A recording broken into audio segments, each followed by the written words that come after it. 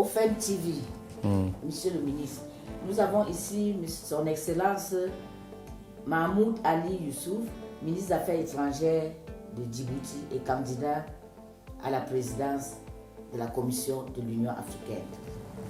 Excellence, Monsieur le ministre, vous êtes candidat à la présidence de la Commission de l'Union africaine. Comment comptez-vous tirer parti de votre expérience diplomatique pour renforcer l'influence de l'Union africaine sur la scène mondiale? D'abord, je tiens à rappeler que l'Union africaine, aujourd'hui, est confrontée à de nombreux défis. D'abord, des défis liés à la paix et la stabilité, des défis liés au développement et à l'intégration. L'Afrique, aujourd'hui, est en train de se battre pour pouvoir, justement, avoir la place qu'elle mérite sur la scène internationale. Quand on dit la place qu'elle mérite, surtout dans les forats ou les forums où les décisions globales sont prises. Et nous avons déjà réussi à obtenir le siège du G20, au sein du G20. Nous travaillons pour obtenir des sièges permanents au Conseil de sécurité des Nations Unies, avoir des représentations équitables au niveau je dirais, du Conseil d'administration de la Banque mondiale et du FMI. Donc, il y a quand même une politique et je dirais, une capacité aujourd'hui à l'Afrique de se faire entendre. Maintenant, il y a cette élection à la tête de la Commission. Il y a un renouvellement, aussi bien du président, du vice-président et de tous les commissaires. Il faut d'abord rappeler que la Commission est d'abord un organe qui est destiné à porter les ambitions de l'Afrique. Elle ne fait pas seulement du secrétariat. La Commission, c'est aussi des structures nombreuses et importantes à qui les chefs d'État, les organes de politique de l'organisation, le Conseil exécutif, le COREP, l'Assemblée des chefs d'État, a confié des responsabilités de conduite de ces affaires. Mettre en œuvre les décisions qui sont prises, faire en sorte que la voix de l'Afrique soit entendue, travailler à permettre, n'est-ce pas, à l'Afrique d'avoir la place qu'elle mérite sur la scène internationale et défendre les intérêts de l'Afrique. C'est ça l'enjeu de cette élection. Et je crois qu'en tant que personne et en tant que diplomate avec plus de 3 décennies d'expérience, je peux aujourd'hui prétendre être bien placé pour pouvoir conduire cette commission et mettre en œuvre les politiques, les décisions, ainsi que les recommandations que l'Assemblée des chefs d'État, le Conseil exécutif, le COREP adoptent. Et je dirais, cette disponibilité, cette expérience, ces acquis me permettront, je pense, de pouvoir justement porter cette responsabilité comme il se doit, parce qu'aujourd'hui, l'Afrique a besoin d'un leadership qui accumule autant d'expérience et d'atouts. En quoi votre vision pour l'Union africaine diffère-t-elle des précédentes et quelles réformes clés pouvez-vous moderniser l'institution? Il y a tout un travail qui a été fait pendant des décennies. L'OUA existe depuis 1963. Et ensuite, l'Union africaine a été mise en place il y a 20 ans, un peu plus de 20 ans. Les structures existent, les programmes ont été mis en place, les politiques et les stratégies également ont été adoptées par les chefs d'État. Les priorités également ont été mises en place. Qu'est-ce que nous, en tant que nouvelle commission, pourrions-nous apporter comme leadership, comme gouvernance, afin d'améliorer les acquis, voire les réalisations de l'Union africaine? Il faut comprendre qu'il y a d'énormes défis en matière de paix et de sécurité. Les changements anticonstitutionnels ont proliféré ces derniers temps. Les crises dans certaines zones, les crises internes, les tensions entre les pays n'ont pas encore trouvé de solution. Notre programme de faire taire les armes, d'ici 2030, c'est ce qu'on appelle donc cette stratégie de l'Union africaine de faire taire les armes d'ici 2030, n'a pas encore abouti. On l'avait adopté pour 2020, on a été obligé de, la prolonger. Et donc, il y a tout un travail à faire sur la question de la paix et de la sécurité. Ensuite, depuis 2019, la ZLECAf, que vous connaissez, qui est la zone de libre-échange africaine, a été également mise en place avec un certain nombre de structures. Je crois que les priorités qui me viennent à l'esprit et sur lesquelles je vais bâtir ma vision et de travail après mon élection, si je suis élu, c'est de trouver vraiment les moyens de faire taire les armes. Comment? Il y a des structures qui ne sont pas fonctionnelles, qui ne sont pas opérationnelles, comme je dirais la prévention et l'alerte rapide. C'est une structure de veille qui est dans la commission elle-même, qui travaille de manière permanente, 7 jours sur 7. Mais on ne voit pas, je dirais, les résultats de cette structure. Il faut revisiter le dysfonctionnement qui se trouve dans cette structure. L'autre élément important, ce sont les forces en attente. On parle de forces en attente sur le continent, dans toutes les régions, mais on ne les voit pas intervenir sur les triades d'opération. Donc, il est très important que la structure de prévention et d'alerte rapide soit réellement fonctionnelle. Il est tout aussi important que l'Afrique puisse disposer de forces en attente pour intervenir dans les situations de crise humanitaire, de conflits où il y a des déplacements et surtout beaucoup de gens qui meurent. Regardez l'exemple du Soudan. On attend toujours et on attend. Il y a des millions de gens qui aujourd'hui sont déplacés et beaucoup d'entre eux meurent. Très important qu'on puisse faire activer ces deux structures. Là, la question va se poser immédiatement, mais il faut des financements, il faut de l'argent, il faut etc. L'Afrique dépend à ce jour essentiellement des partenaires pour ces programmes de développement. Nous avons fait passer la résolution 2719 au Conseil de sécurité des Nations Unies et les membres africains ont fait un excellent travail pour que le financement des opérations de paix de l'Union africaine puisse être supporté à hauteur de 75% par les contributions statutaires des Nations Unies. Il reste encore à mobiliser 25%. Et même ces 25% sont devenus un véritable défi pour les États africains. Donc, il y a un travail à faire sur la mobilisation des ressources. Il y a une réforme qui avait été introduite il y a quelques années, en 2017, en disant que les pays doivent payer 0,2% de taxes ou de contributions statutaires sur des produits d'importation éligibles. Si cette, je dirais, décision avait été mise en œuvre, aujourd'hui, l'Union africaine n'aurait pas de problème de financement. Seulement 17 pays mettent en œuvre cette formule de 0,7%. Un autre problème de taille, c'est que 40% du budget de l'Union africaine est financé par 5 pays. Ce n'est pas normal. Il faut que le fardeau de ce financement soit, je dirais, partagé de manière égalitaire et équilibrée entre tous les États membres. Bien entendu, les États n'ont pas les mêmes économies, niveau de recettes, etc. Mais il faut trouver un maillon beaucoup plus juste et beaucoup plus équitable pour partager les responsabilités en matière de financement. Sans indiscrétion, Monsieur le ministre, est-ce qu'on peut savoir les 5 pays? Oui, c'est connu, c'est dans les textes. Vous avez le Nigeria, l'Afrique du Sud, l'Algérie, le Maroc et le 5e pays, je crois que c'est l'Égypte. Égypte, Nigeria, Maroc, Algérie, Afrique du Sud. Donc, 40% du budget est supporté par 5 pays. Il y a un véritable, je dirais, une urgence pour qu'il y ait une meilleure répartition du fardeau financier du budget de l'Union africaine. Donc, lorsque vous mettez en action les structures qui sont là, qui sont payées pour faire le travail avec des financements conséquents, je crois qu'on peut envisager des résultats et des performances beaucoup plus intéressantes pour le continent. Je crois que ça a déjà résolu le problème de 3e question qui parlait de ce... Oui. Bon, quelle est votre stratégie pour mobiliser les ressources et investir dans les infrastructures critiques pour le développement du continent? Vous savez, l'Union africaine possède un programme qui était un programme qui est aujourd'hui une structure de l'UA, qui est l'ODA-NEPAD. Le continent souffre, je dirais, d'infrastructures parfois inexistantes et souvent de mauvaise qualité. Quand on veut développer le commerce entre les États africains, vous donnez un exemple. Le commerce entre les États africains est de 18%, entre les États africains. Le commerce entre les États africains et le monde extérieur est plus de 80%. Alors que nous voulons arriver à un marché unique, un marché commun de l'Afrique d'ici 2063.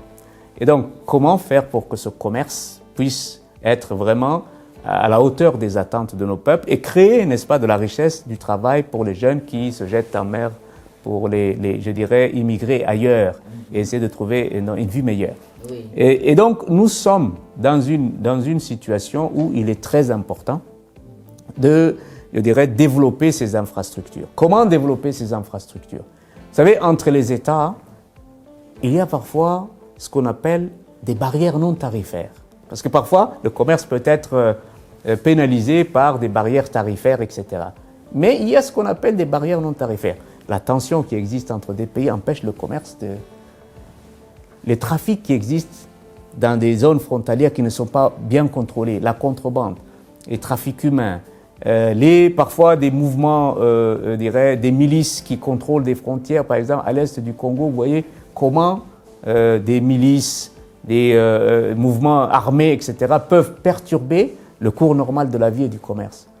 Et donc, ces barrières non tarifaires doivent trouver des solutions très rapidement. Les infrastructures sont extrêmement utiles. Bon, vous donnez une petite idée de ce qu'on appelle les programmes, je dirais phares, on les appelle comme ça, les programmes phares de l'Union africaine. On voudrait par exemple avoir un projet de train rapide transafricain. Un projet, ça coûte. C'est vraiment des projets énormes qui demandent beaucoup de financement. Ce projet de train rapide en Afrique, des tronçons existent entre un certain pays, entre le Dakar et Bamako. Il y a un tronçon sur ce. Et il y a dans d'autres pays aussi, à l'interne, des projets de train rapide, et certains même ont déjà été rendus opérationnels. Nous avons, par exemple, une agence spatiale qui doit être actée. Nous voulons mettre en place une structure de cybersécurité pour tout le continent africain. Ça aussi, c'est un programme phare. Nous voulons créer un marché des commodités. Aujourd'hui, le cacao, le café, tous les produits agricoles, miniers, dont les prix de ces produits sont fixés à Londres. Et je crois qu'il est très important de penser à créer des structures qui permettent à l'Afrique de pouvoir bénéficier de la valeur ajoutée de ce produit, de la valeur ajoutée des produits agricoles, des produits, des ressources minières, etc., etc. Tout ça, ce sont des programmes phares, mais qui doivent être mis en place. Cela ne va pas se faire, je vous le conçois, en une nuit, n'est-ce pas? Et c'est un programme sur plusieurs décennies, mais il faut travailler à les mettre en application. J'aimerais à ce stade vraiment mentionner un programme phare qui est extrêmement important, et on parle souvent de financement. C'est la mise en place de la Banque centrale africaine, mise en place de la Banque d'investissement africaine, mise en place du Fonds monétaire africain. Ces structures financières permettront de porter l'intégration, le commerce africain. Comment arriver à une monnaie unique si on n'a pas de banque centrale africaine? Comment faire en sorte que les pays qui ont des difficultés financières ne puissent pas se reposer sur le FMA africain et utiliser le diktat du FMI qui reste une institution politique, même si elle accorde des prêts à un certain nombre de pays. Donc, les alternatives concernant les financements de l'intégration africaine ces alternatives doivent être africaines. Vous me direz, mais l'Afrique a beaucoup de difficultés financières, vous n'arrivez même pas à compléter le budget, vous dépendez à 70%, n'est-ce pas, des partenaires, mais ce n'est pas l'argent qui manque en Afrique. Ce qui manque à l'Afrique, c'est de mettre en place, je dirais, les structures nécessaires et la confiance doit être instaurée. Si la confiance est instaurée entre les États africains et entre la Commission et les États membres, entre la Commission, les communautés économiques régionales et les États membres, l'argent est là, les ressources sont là. Ce n'est pas une question de pauvreté monétaire qui existe en Afrique. C'est une question de cohésion, de synergie, de trouver les politiques nécessaires pour que les États africains puissent faire confiance à cette organisation qu'ils ont mis en place et que l'organisation rehausse ses capacités de performance et d'exécution et vraiment soit à la hauteur des responsabilités qui lui sont confiées. C'est vraiment l'énergie qui m'habite et la vision qui m'habite et que je voudrais mettre en place dès que je serai élu, si Dieu le veut. Ok. Comment prévoyez-vous de promouvoir la bonne gouvernance et la lutte contre la corruption au sein des États membres de l'Union africaine? L'Afrique a une charte adoptée qui s'appelle la charte de la bonne gouvernance, de la démocratie, de l'état de droit. Les dispositions sont là et la Commission a la responsabilité de faire en sorte que ces règles qui ont été adoptées par les chefs d'État soient mises en œuvre. Nous avons des structures africaines pour pouvoir mettre en place cela. La Commission africaine de la lutte contre la corruption, elle existe. la Commission africaine des droits de l'homme, elle est à Banjul, la Cour africaine de la justice est actée. Donc, il y a des structures sur lesquelles on peut se reposer. Et pour cela, il est très important que les États se départissent un petit peu d'une partie de leur souveraineté. Vous ne pouvez pas créer une organisation continentale qui serve tous les intérêts des peuples si chaque pays vit dans son petit coin retranché avec toujours cette, je dirais, cette volonté de garder cette souveraineté sur tous les aspects de la vie quotidienne dans le pays donné, alors que l'Union africaine a besoin de pouvoir obtenir une partie de cette souveraineté, si petite soit-elle, pour pouvoir justement mettre en œuvre ces actions. Exemple, lorsqu'on vous dira par exemple que pour que la paix soit instaurée dans une crise donnée, dans un pays donné, si vous refusez d'accepter la présence d'observateurs africains, une force d'attente africaine, si vous n'acceptez pas que l'Union africaine puisse venir travailler sur la prévention et l'alerte rapide, il y aura certainement beaucoup de défaillances dont la Commission risque d'être accusée. Donc moi je pense, en tant que futur pays, il est très important que la confiance soit restaurée, que les organes et les structures qui ont été adoptées et mises en place par les chefs d'État eux-mêmes puissent travailler. La Commission de lutte contre la corruption, elle doit pouvoir travailler. Elle doit pouvoir se déplacer dans les capitales africaines, faire des investigations, pouvoir justement aider les États à développer leur propre structure de lutte contre la corruption. Je crois que c'est une question de confiance qui doit s'instaurer, mais les structures, les textes sont là. Et si la Commission travaille également comme il se doit, elle doit être en mesure de convaincre les États membres de laisser ces structures travailler et faire en sorte que la lutte contre la corruption soit vraiment une activité, une action tangible, concrète et qui donne des résultats. Ok. Quelles mesures proposez-vous pour renforcer la résilience de l'Afrique face aux défis environnementaux et climatiques? L'Afrique, septembre 2023, l'Afrique a tenu un sommet en Nairobi pour pouvoir coordonner et surtout harmoniser les positions africaines dans le cadre de la lutte contre les changements climatiques. Les changements climatiques ont des impacts et des conséquences extrêmement néfastes sur le continent africain. Les catastrophes naturelles, c'est en Afrique qu'elles ont lieu. Les sécheresses et les inondations, c'est l'Afrique qui en souffre. L'Afrique n'est pas le continent qui a pollué le monde et cette pollution qui a provoqué les changements climatiques. Donc, il est très important que la position africaine soit unifiée. Elle l'a été lorsque les États africains se sont déplacés récemment à Bakou, en Azerbaïdjan, pour participer à la COP 29. Et l'année dernière, à la COP 28, et toutes les COP et conventions des Nations Unies pour la lutte contre les changements climatiques, l'Afrique a parlé d'une seule voix. Seulement, l'Afrique n'a pas encore été entendue. Aujourd'hui, nous avons des attentes pour le financement de nos plans de mitigation, de nos plans de résilience, de nos plans d'adaptation. Tout ça, il faut des financements. Et c'est aux pays pollueurs de pouvoir financer ces programmes. On nous parle de la taxe carbone. Si vous produisez des produits qui ont qui sont, en anglais on dit carbon friendly, c'est-à-dire donc qu'ils ne produisent pas, on produit en n'utilisant pas beaucoup de carbone, on n'émet pas beaucoup de gaz à effet de serre. Mais nous pensons, nous Africains, que les Européens mettent un petit peu ces mesures en place à des fins protectionnistes.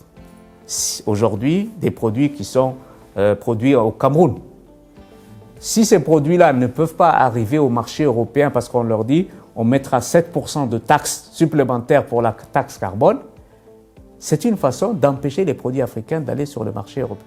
Non seulement nos plans de mitigation, nos plans d'adaptation ne sont pas financés comme on le devrait. En 2015, lorsqu'il y a eu à Paris le sommet sur la biodiversité ou du financement de la biodiversité, ils ont promis 100 milliards de dollars pour pouvoir financer ces plans de mitigation et ces plans d'adaptation. Pas un seul dollar n'est arrivé sur le continent. Tous les ans, les promesses se répètent, les annonces se répètent. Bon, l'année dernière à Abu Dhabi, ils ont parlé de ce qu'on appelle le fonds pour pouvoir compenser les dommages et les pertes. Rien à ce jour, aucun financement n'est arrivé sur le continent pour les plans africains. Donc il est très important que notre voix soit entendue. Il faut que d'abord la solidarité africaine se mobilise autour des changements climatiques et des catastrophes. Et elle a été actée en réalité. Récemment, il y avait eu des fortes sécheresses en Afrique australe, notamment en Zambie, au Mozambique et dans ces pays-là. La sécheresse avait vraiment été désastreuse. L'Afrique s'est tout de suite mise en avant pour faire preuve de solidarité. Et cette solidarité, elle a été actée à travers des programmes de résilience, à travers de la fourniture d'un certain nombre de semences qui sont résistantes à la sécheresse, à travers des programmes pour pouvoir consolider la résilience des populations dans les zones affectées. Et je crois qu'il y a beaucoup de choses qui sont faites, mais nous pensons que la responsabilité première du financement de ces programmes d'adaptation au changement climatique doit être des pays pollueurs, les pays industrialisés qui ont pollué et qui ont créé cette situation. Et nous les attendons toujours. Les financements tardent à venir. Bon, avant-dernière question, Monsieur le ministre. Oui. Comment l'Union africaine peut-elle mieux soutenir les initiatives de paix et de sécurité, notamment dans les zones de conflits récurrents, comme vous avez parlé tout à l'heure? J'avais évoqué tout à l'heure dans une question précédente ces mécanismes qui doivent être rendus plus opérationnels. J'aimerais ajouter quelque chose à cela. Je crois que les médiateurs africains que l'on envoie sur les théâtres des crises, etc., ces médiateurs africains doivent être vraiment responsabilisés et surtout aient les moyens de pouvoir faire leur travail. Souvent, on envoie des personnalités africaines aller discuter avec les acteurs de ces théâtres de crise et d'opération et de conflits, je veux dire.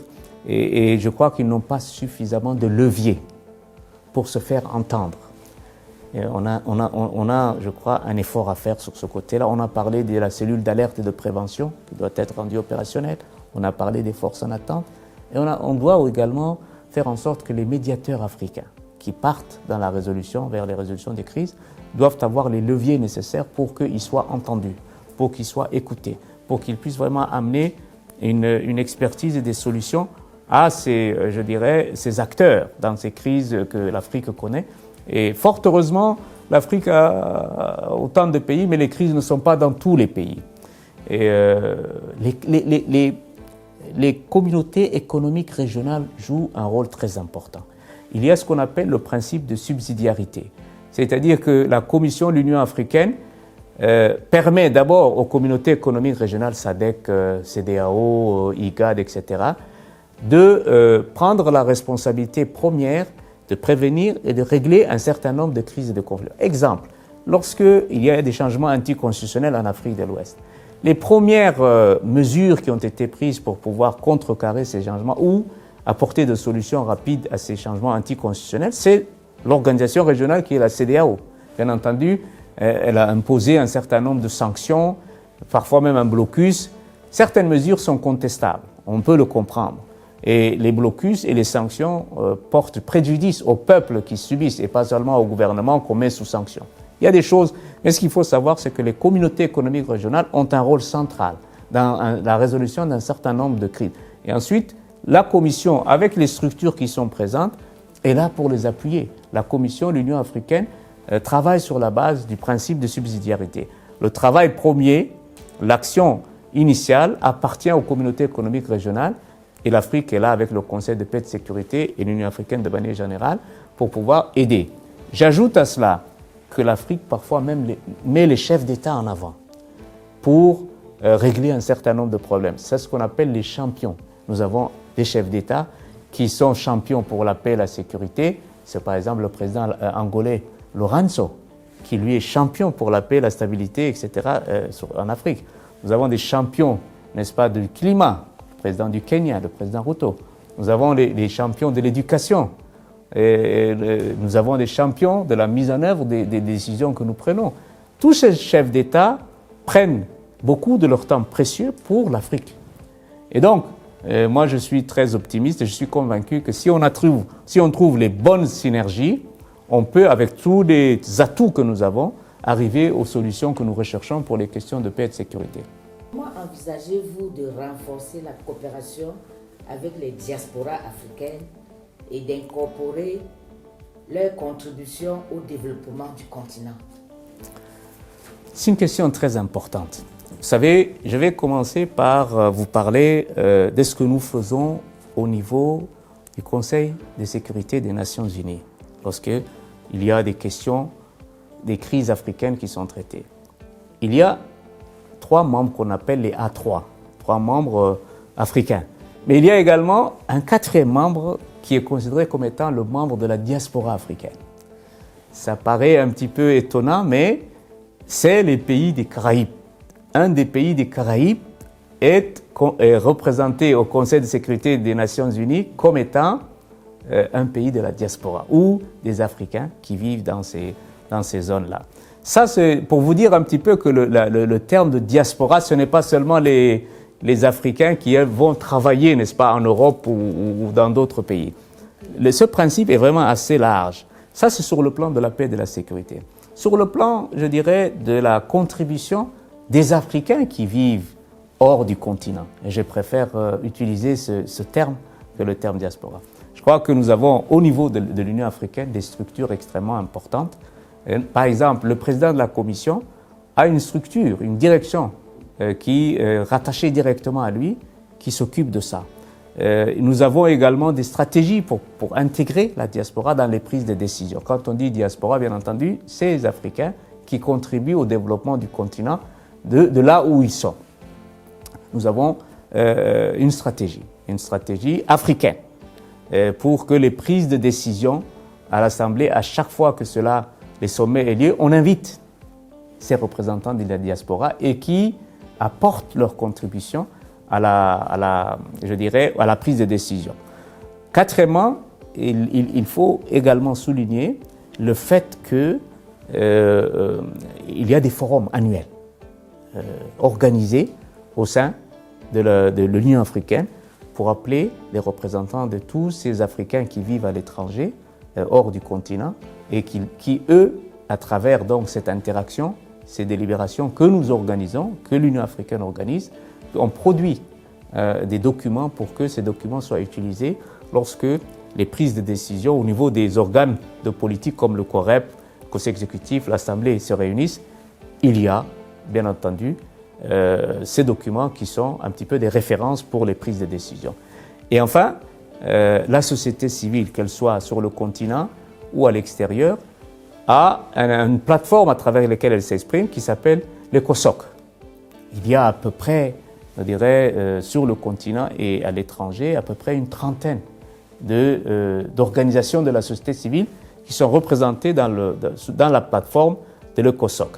Et à partir de là également, c'est un peu la caisse de résonance des sociétés civiles africaines, dont fait partie la diaspora donc, qui vit à l'étranger. Il y a beaucoup de travail à faire, et moi je le conçois, mais je crois que les structures et les stratégies ainsi que les textes sont là pour pouvoir justement faire en sorte qu'il y ait des résultats. Votre dernier mot, Monsieur le ministre. Je suis sur la fin de ma carrière diplomatique, parce que ça fait plus de 30 ans que je suis dans la diplomatie. Et arrivé à l'âge de 60 ans, je crois que j'ai accumulé beaucoup d'expérience dans ce domaine. Et il est temps pour moi de pouvoir mettre cette expérience au service de l'Afrique. C'est pour ça que je me suis porté candidat pour être président de la Commission de l'Union africaine. Et je pense que je suis bien outillé et j'ai les atouts nécessaires pour pouvoir être à la hauteur de la responsabilité si les chefs d'État africains décident de m'élire au mois de février 2025. Je vous remercie, monsieur. C'est moi. C'est moi. C'est un travail professionnel, hein. C'est pas de l'amateurisme. Hein. Ouais. Bravo, bravo.